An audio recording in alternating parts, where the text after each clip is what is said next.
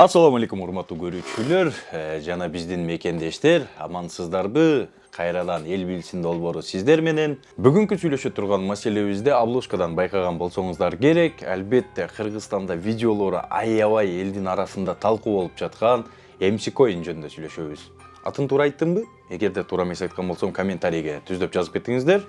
Мен MC Coin деп тааныдым. Интернет булактарында көрүп атабыз, жада калса Instagram, Facebook, дагы айтсак ошол кыргыз сегментине кирип келген MC Coin бүгүн $1000 чыгат, анан $100,000 чыгат, ар бир кыргызстандыкты үйлүү кылам, же болбосо Кыргызстандын карзын үзөм деген фразаларды аябай жакшы, аябай көп угуп атабыз. Бул канчалык деңгээлде чын деген менде бир чоң суроо болуп атат. Убагында мындай 500 сом болгондо укканбыз, бирок ишенген да эмеспиз, алган дагы эмеспиз. Мисалы да, азыр мына 500 сомго биз албай атабыз, бирок бир күн, бирок ондай 10 жылда эмес, аз эле убакыттарда ошондой биткоиндон да күчтүү көтөрүлөт биздин неме. МСМибизчи. МСМ криптовалютасынын 5 фактордук стратегия идеологиясы бар. Биринчи, MCCoin 6000 обеспечение болот. MCCoin страховой компаниясы болот. MCCoin өзүнүн банкы болот. MCCoin өзүнүн блокчейн система болот. MCCoin өзүнүн дата центр болот. Ушул 5 проект келечектеги 10 жылдар аралыгында бир уштук монетаны $10 миллион чыгарат.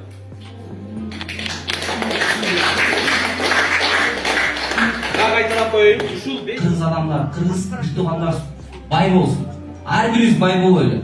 Бирден MCC'ни бар кыргыз бул доллар мультимиллиардерлер болот. Обучение жөнөтөбүз, чет мамлекетке биринчи обучение Түркия мамлекетинде болот, обучение өзүм алып кетем. Баардыгыңар бекер барып бекер келесиз. Андан кийин обучение Дубай мамлекеттеринде болот, андан кийин Канада, Австралия, Вьетнам мамлекеттеринде болот. Жакынкы күндөрү биз кетебиз. Урматтуу лидерлер, силердин жараткан Аллах Тааланын каалоосу силердин колдооңорго муктажбыз. Биз үчүн көптөгөн кыялдар ишке ашты. Эми 3,600,000 колдор кылып туруп, биздин токен монетаны $1000 чыгара турган кыялыбыз калды. Ал кыялга кечээ 2 ай аралыгында жетебиз $1000. Андан кийинки кыялыбыз биздин 7 миллион адамга колдор кылып туруп, $100,000 чыгара турган экинчи кыялыбыз башталат. Сонун видеого тарталайын. Баягы колдорго окшоп эртең күн дагы удар алып калып жүрбөйүн. Булар качан айлыкты берет, анан кымбаттап турат. Айлыкты айтпайсыз, только кайрымдуулук дейбиз. Түшүнүп атпайсызбы мыйзамдарын, Биринчиден, биздин ар бир кылып аткан иш бул только мыйзамдуу. Мыйзамдагы иште болот. Биздин криптовалюта дүйнө жүзү боюнча течени 1 жылдын аралыгында биз биткоинди база өтөбүз. Ошого силер бизге просто ишеним менен берип коюшуңар керек. Дагы айтып атам, мага азыр 2 ай убакыт бергиле, мен тарсаңар видеого. Келде мен видео тарткыла, мен тартып баштасам, мен өзүмө да сахнада коюн, Инстаграмга жүктөгөнгө. Мага азыр 60 күн убакыт берилди. Бүгүн канча күн бар?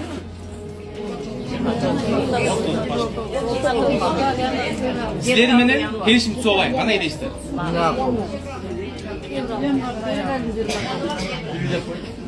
Бүгүн канча сот калды?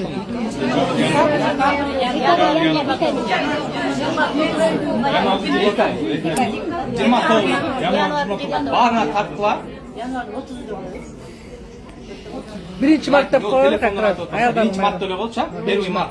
Аялдардын жаз майрамы жакшы.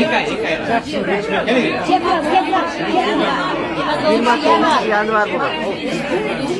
Бир күн мен чечмейм. Сиз мартта болуп. Келгиле. Биринчи март. Январдан кийин. Февраль еще. Силердин бир монетаңарды 100,000 сомго чыгарып бере турган жоопкерчиликти мен алайын, келгиле.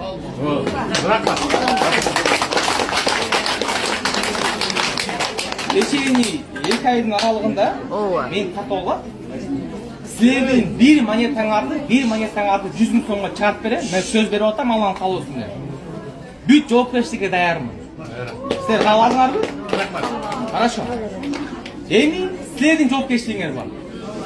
Просто мен айтканымды угуп туруп, айткан нерсени мага кылып берип койгула. Мен силердин жоопкерчилигиңерди мойнуңарга алдым. Силердин бир уштук монетаңарды мен 100,000 сомго чыгарып берем. Бир кол чаап койбойсуздар.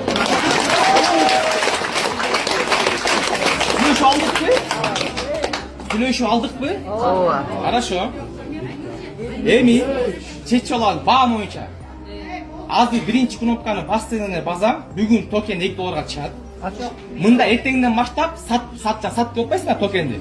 Биз $2 сатып алганга даярбыз, биздин компания.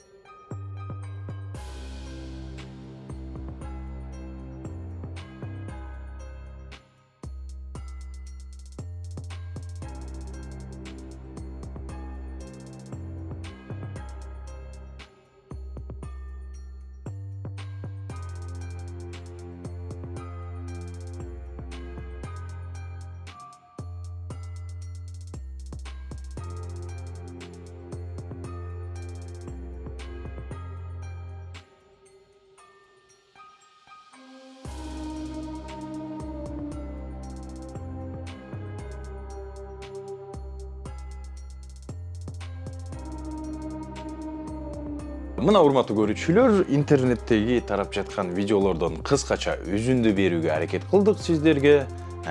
Бул видеолорду убада берүү деген маселе эми бул жерде көбүнчө убада берилип атат. Мен андай кылып берем, мен тегиндей кылып берем, же болбосо силерди жыргатып жиберем. Ар бир кыргызстандык үйлүү болот. Элестетип көрсөм, MC Coin'ге мен деле ишенип кетип атам. Анын баары мен үчүн тамаша, же болбосо жомок деп ойлойм. Азыр сиздер экранда көрүп турган жаран ошол MC Coin'ду аябай активдүү мүчөлөрүнөн бири. Жада калса ошол кыргыз элине аябай таанымал болуп калды бул жигиттин жүзү. Мен ойлойм, негиздөөчү эмес, MC Coin'ди негиздөөчүлөрү чет өлкөдөгү кишилер деп ойлойм. Бул жаран болсо жөн гана кыргыз сегменти, же болбосо кыргызстандык жарандарды үгүттөө, же болбосо манипуляциялоо үчүн аракет кылып аткан жаран катары гана көрүнүп атат мага. Бул материалды даярдообуздан мурда биздин бир канча кесиптештердин алып барган иштерин көрүп чыктык. Андан сырткары Media Hub'дын журналисттери жада калса MC Coin'дун кеңсесине чейин барганын көрдүк. Ал жерде айтылып жаткан бир канча сөздөрдөн кыскача уланды берүүгө аракет кылабыз. Юридикалык баа берип, чара көрүп бергиле дедик. Биздин аймакта, Кыргыз Республикасынын аймагында MC Coin мыйзамсыз, каттоосуз иштеп жатат деген. Ошондон кийин бизге 11 ноябрда кайрадан жооп келди. Доследственный проверка жүрүп жатат. Бизде ЖУИге, РППга катталды деп. Ички иштер министрлигине жазганбыз. Ошо Октябрь ички иштер министрлигинин бөлүмүнө жазып, ошону өз көзөмөлүбүзгө алып, дагы бир сыра чара көрүп бериңиздер деп суранабыз деп биз жазганбыз. ГКМБдан бизге запрос келди 15 январда. 15 январда ГКМБдан запрос келип, ушу ишмердүүлүк боюнча бизге толук маалымат бергиле деп. Биз толук маалыматты берип, мыйзамсыз экенин аныктап, кат жүзүндө маалымат бергенбиз. Бизде түшүндүрө кетейин, биздин функциябыз мындай. Бизде следствие жок биринчиденчи. Экинчиден биздин санкциябыз основан только на кодекс о правонарушениях. Кодекс о правонарушениях ал жакта биз штраф, айыппул салган күндө деле эртең штрафын, айыппулун төлөп ишмердүүлүк жүргүзө берет. Мыйзамсыз болуп эсептелсе, биз аны көрүп атсак, закондор бузулуп атса, бизден каттоодон өтпөсө же бизден разрешение албаса, биз автоматически аны ички иштер министрлигине же улуттук коопсуздук комитеттерине же прокуратурага беребиз. Мен коллегам айтып кеткендей эле, баалуу кагаздар рынок болобу, виртуалдык чөйрөсүндөгү активдер болобу, бул биякта деген конкреттүү түрдө доход болбойт бияктанчы. Алар болсо бу доходту, прибыльдү көрсөтүп элдердин баарына обещать этет да, ошонун баарычы доход болот деп атат. Негизинен биякта кепилдик жок андайчы. Мына урматтуу көрүүчүлөр, силерге кыскача маалымат катары видеолордун өзүндү берүүгө аракет кылып атабыз. Бул видеонун чыгаруудан максаты эл билсин долбоорунун катталуучулары жада калса бүткүл кыргызстандыктар же болбосо ошол кыргыз тилди түшүнгөн кайсы өлкөнү болбосун жарандары эртең алданып калуусунан сакташыбыз керек деп ойлойм. Анткени адамга адам себеп. Урматтуу достор, урматтуу мекендештер, дагы бир нерсени айта кетиш керек. Ушундай шылуундук менен же болбосо алдамчылык менен иштеп аткан адамдар бизди аябай жакшы тааныйт. Бизди аябай жакшы тааныйт дегенде, биздин менталитетибизде же болбосо акыркы учурда оңой акчага бат азгырылып кетишибизди, андан сырткары азыркы учурда кыштан чыгып баратабыз, дыйкан болобу же болбосо башка жумуш менен алек болгон жарандар болобу, жазга чыгарда чөнтөгүндө, капчыгында аябай гана көп акчасы калбай калганы. Ошол колунда бир уч болгон акчасыны 5 сомумду 10 сом, 10 сомумду 100 сом кылып алайын деген аракетте жүргөнүбүздү аябай гана жакшы билишет. Ошондуктан бул учурда бизди алдап кетүү оңой көрүнөт аларга. Бул жеке силерге эмес, негизи эле элиме да кайрылуу. Азыркы маалда албетте аферисттер менен кичине күрөшкөн жеңилирээк болуп калды, анткени мамлекет өзү да айтып чыкты, алар аферист экен, булар катталган эмес экен эч кайсы жерлерде. Ошол себептен элиме дагы айтып кетейин деген жерим, могу аферисттерге алданбагылачы, эч ким силердин 100 сомуңарды 1000 сом кылбайт, же 2000 сом кылбайт, же 100 000 сом кылбайт. Жана Алмазбек Акмжанович дагы бир жакшыраак көзөмөлгө алып койгоч, ушундай аферисттер чыгар менен эле баягы финнадзорлор текшерип, бар бекен документтер, жок бекен билип, сразу элге маалым берсин да. Азыркы MC Coin менен болуп аткандай болупчу. Финансылык көзөмөл кызматы маалымат берди.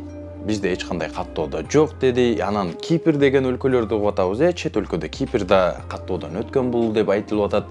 Анан кээ бир интернет тармагына тараган видеолорду комментарийлеринде окуп калдым. Жарандарды Финнадзор эчтеке кыла албайсыңар, Финнадзор колуңардан келбейт деген комментарийлерди окуп калдым. Бирок ошол жарандарга дагы айта кетейин, урматтуу көрүүчүлөр, мыйзам алкагында иш алып бара турулган болсо, ар бир структуранын өзүнүн мыйзамдары бар. Ошол мыйзамдын алкагында гана иш алып бара алат. Фин көзөмөл, мындайча айтканда финансылык көзөмөлгө алуу кызматы дагы аларга чектөө жана башка коюуга аларда мүмкүнчүлүк жок. Алардын функциялары жөн гана МВД же болбосо прокуратура, күч структураларына кабар берүү, ашып барса аларга айып пулу салуудан ары өтпөйт. Биз журналист катары жагдайларда гана жарытып бере алабыз. Акыркы чечим ар дайым элде калат. Биздин максатыбыз эртең өзүбүздүн карапайым деп айтабыз го. Ошол карапайым адамдар же болбосо финансылык тармагында түшүнүгү аз болгон жарандарыбыз же болбосо аябай юридикалык багытта билими күчтүү болбогон жарандарыбыз оңой алданып калуусунан сактоого аракет болгону ушул. Чыгарылыштын аягында айтарым, албетте Кыргызстанда өзүнүн бийликтин өзүнүн структуралары бар. Күч структуралары же болбосо акыркы учурда байма бай айтылып келаткан УКМК кызматы. Ички иштер министрлиги дагы бул нерсеге өз реакцияларын көргөзөт деп ойлойм. Албетте канча бат реакция көргөзө турган болсок, азыраак жарандарыбызды алданып калуусунан сактаганга аракет кылган болобуз. Берүүнү албетте бөлүшө кетиңиздер, жактыруу белгисини басып коюңуздар, ой пикирлериңизди, чыгарылыш жөнүндөгү өзүңүздүн ой пикирлериңизди жана MC Coin жөнүндө сизде кандай маалымат боло турган болсо, эл билсин долбоору жана Кыргызстандын жарандары үчүн сөзсүз бөлүшүп кетиңиздер. Жалпыңыздарга рахмат.